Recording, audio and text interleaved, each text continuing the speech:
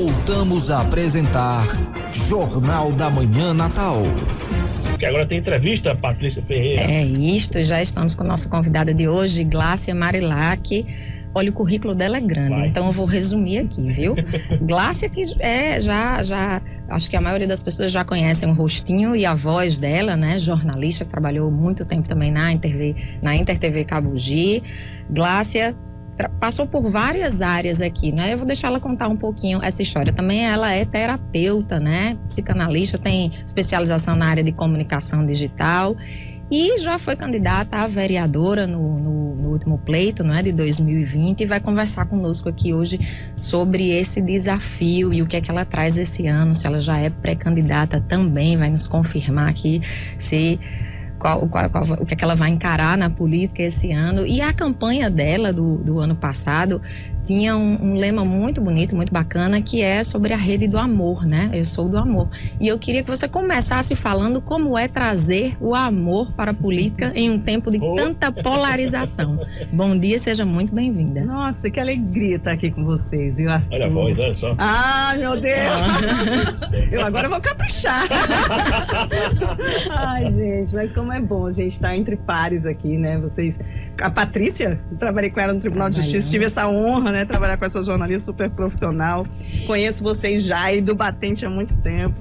E eu queria dizer o seguinte, Patrícia, você já começou com força, né? Perguntando já sobre política, que antes, até pouquíssimo tempo, Arthur, eu virava as costas para a política. Eu era mais uma das pessoas que diziam, se é política, tô fora.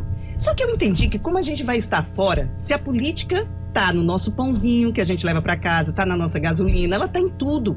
O problema é porque a gente está virando as costas para a política. E quando eu falo a gente, eu falo pessoas como nós, que são coerentes, que já não têm grandes ambições, porque assim, eu falo muito que eu acho que todo político devia passar dos 40, sabe? Ou pelo menos tá ali. Porque todo mundo fala, a juventude, mas gente, tem de ter um mínimo de experiência de vida para você poder legislar. Porque senão você só legisla em causa própria. Né? Você tem que legislar pela coletividade. A Patrícia perguntou nessa questão de levar o amor para dentro da política, né? Eu sou franciscana e tenho a máxima, onde houver ódio, que a gente leve o amor. Hoje, infelizmente, é onde tem mais ódio, é na política. Então, o que é o amor? Tangenciar esse amor para a prática. Não é o amor romântico, é o amor que tem coragem de dizer sim, que tem coragem de dizer não, e quando diz sim, argumenta porque diz, e quando diz não, diz por que está falando não, né? Então, o que é essa questão? Por que a gente precisa trazer o amor para dentro da política?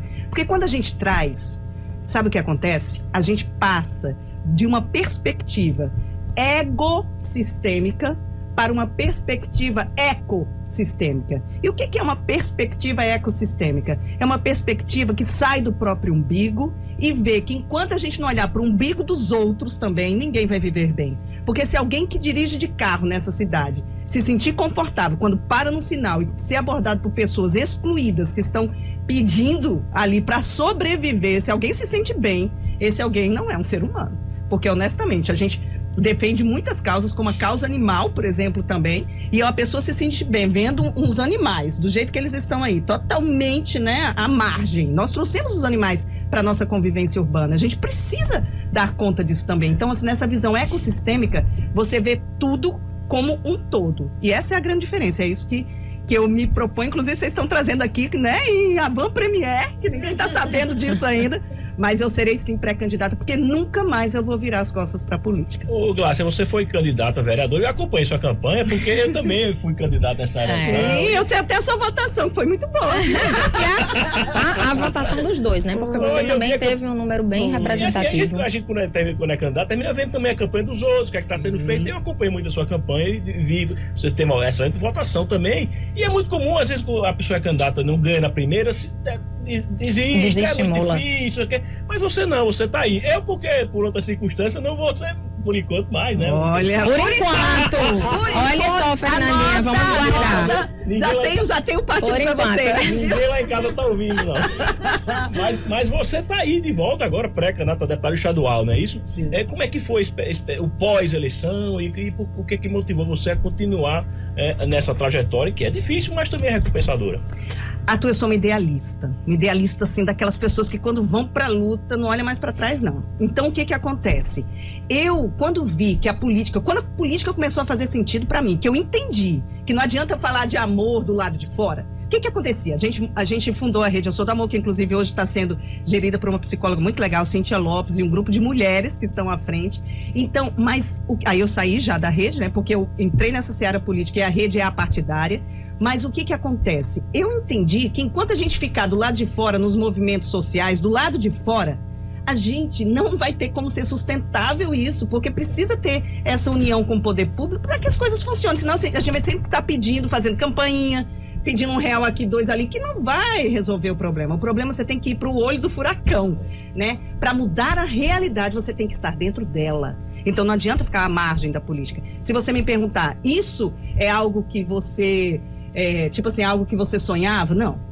Eu sonhava com um mundo em que a gente não precisasse ter que enfrentar lutas assim como essa. Eu não nasci política, não sou de família política, não tenho nenhum laço político, de fato. Agora, eu sou um ser político porque você também é, Patrícia. Todo mundo aqui é um ser político. Então, nesse sentido, Arthur, se eu pensar só em mim, eu não dou um passo nessa direção. Agora, se eu pensar que eu vim nesse mundo, e eu acredito que a gente tem que ir da missa à missão, que eu vim nesse mundo para deixar flores no caminho por onde eu passar, e para deixar que minha filha, a filha de Patrícia, nossos filhos, as novas gerações, falem, nossas mães tentaram, nossos pais tentaram. Entendeu? Eu quero isso, porque eu posso falar isso da geração da minha mãe. Eles tentaram. Eles quebraram a ditadura, eles fizeram muitas coisas importantes para hoje a gente estar aqui podendo, uma mulher ser candidata, porque eu preciso reforçar isso. Gente, até pouco tempo as mulheres não votavam. Quando começaram a votar, tinham que pedir autorização ao marido. E as mulheres hoje são 52% do eleitorado. Então, mulher, vota em mulher, pelo amor de Deus. Nada contra tu, viu? Os homens bons que cheguem ao poder, mas as mulheres precisam chegar também. Tem que ocupar seus espaços, né? A participação feminina tem que crescer cada vez mais. É isso aí, ó, aqui, ele é rodeado de mulheres aqui. Homem pode. Então, o que acontece? Eu resolvi ir também para um lugar em que porque aí eu fui chamada por uma mulher, também tem isso, né? As Mulheres Unidas jamais serão vencidas. Quem é essa mulher? Foi Andréa Ramalho, mulher de Carlos Eduardo. Sim. Andréa me chamou. Então, o PDT. Aí o PDT. Aí a Andréa me chamou, Glácia. E aí ela foi muito lindo, porque ela pegou na minha mão e falou, Glácia, eu preciso de alguém que eu confie muito. Entendeu? Isso me fez, eu senti a força dela. Ela é uma pessoa muito correta. Então eu falei, pronto, então é aqui. Eu vou estar do lado de uma mulher também, né? Que aí eu me sinto bem em casa. André é uma força muito grande. E Carlos Eduardo é uma pessoa que... A maior parte do secretário de Carlos Eduardo sempre foi mulher. Foi a maioria mulheres. Então eu me sinto assim, bem à vontade, porque eu vou defender essa bandeira com força. Então você vai pelo PDT, deputada estadual, né, na nominata já formada, né? A convenção do PDT já vai acontecer quando para oficializar? Amanhã. Nossa, por isso que eu tô dizendo, vocês estão dando furo aqui. Amanhã. Então, assim, eu sou mais de centro-esquerda, porque eu sou muito defensora das bases sociais. Mas eu também não sou ponta, eu sou ponte. Eu acho o seguinte, todo mundo está tentando acertar. Erra muito, mas está tentando acertar. Então, Jung fala uma frase, Patrícia, que eu gosto muito, que diz assim, diante de uma alma humana, seja apenas outra alma humana. Então, o legal de mim, que o jornalismo me deu, foi essa isenção no olhar. Eu não endemonizo nem endeuso ninguém, entendeu? Então, como eu tenho esse diálogo de ponte, eu acho que os parlamentares, se a gente fosse ponte em vez de ponta, é claro que precisam existir as pontes para que se sustente o caminho. Mas se a maioria fosse ponta, as coisas aconteceriam, porque no fundo todo mundo está querendo a mesma coisa, que é desenvolvimento. Então, assim, o PDT, o presidente do PDT é Ciro Gomes, né? Então, Ciro Gomes, ele tem muitas coisas legais, assim, que eu poderia defender aqui. Inclusive, eu trouxe uma lista. Eu não sou besta, eu falei, eles vão me perguntar. Eu trouxe uma lista de defesa aqui, ó, né? Muito, muito legal. Inclusive, voltado também para as questões femininas, de desenvolvimento. Enfim, ele é o único que tem realmente um plano de desenvolvimento. Agora, o que eu torço é que o Brasil realmente pare de ficar nessa polarização. Nessa disputa. E que ele pare de acusação e vá para proposição, sabe? Eu acho que é isso. O presidente que ganhar, que ele tenha realmente proposição, porque senão vai ficar nessa briga eterna e a gente não avança. A gente está retrocedendo com força. É isso aí. Você falou, então, que é do PDT, sua área é o Partido Democrático Trabalhista e... Rapidinho aí, qual é a ideia que você tem de proposta para o trabalhador brasileiro? O que é que você vê? Como é que você vê a nossa situação. O que é que você traz aí de principal? Qual seria a sua principal bandeira?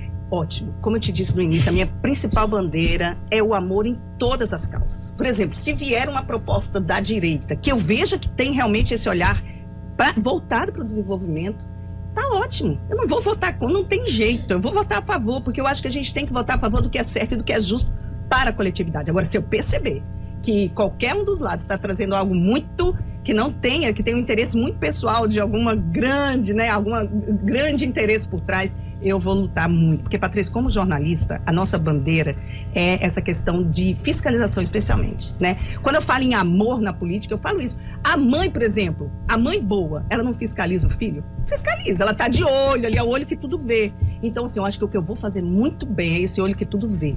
Porque como repórter, em 20 anos de profissão, eu aprendi a ser o olho que tudo vê, né? Eu levantava o tapete para ver o que estava embaixo. Então, eu acho que lá internamente eu vou dar trabalho nesse sentido, porque eu vou olhar com força. Então, acho que e em relação ao trabalhador que você perguntou, uma coisa muito séria, a gente precisa lembrar que o legislador legisla, né? Tem muita gente aí se candidatando dizendo, eu vou calçar ruas. Como vai? É o executivo que faz isso. No máximo, a gente pode fazer projeto de lei e pressionar o executivo para que ele execute o que já estava previsto, né? E isso faz parte da fiscalização.